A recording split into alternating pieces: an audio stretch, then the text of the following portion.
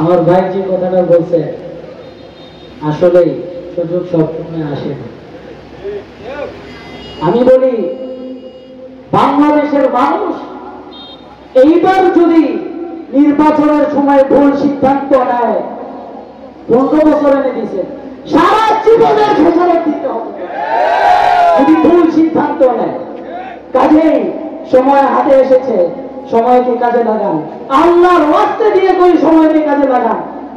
এখন যারা আছে নির্বাচনের আগে 1 লাখ 2 লাখ 4 লাখ 5 লাখ টাকা খরচ কইরা আপনার এই রাস্তা করে দিছে, আপনার মসজিদের কাজ করে দিছে, অমুক করে দিছে, তমুক করে দিছে।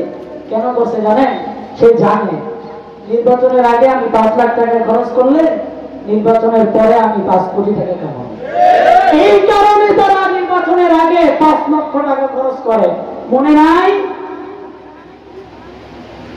আমাদের মেয়র সাহেব কি বলেছিলেন? আমাদের সামনেরই কথা, কয় লাখ টাকা যদি খরচ করছে, ওই 3 কোটি টাকা নাকি মেয়রের ইলেকশনের সময় খরচ করছে।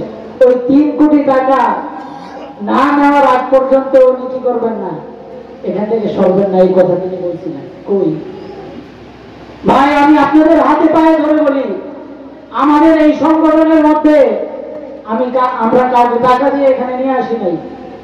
কাউকে সিন্নি তালাকের আশা, এই ধরনের আশা দিয়ে আমরা এখানে কাউকে আনি নাই।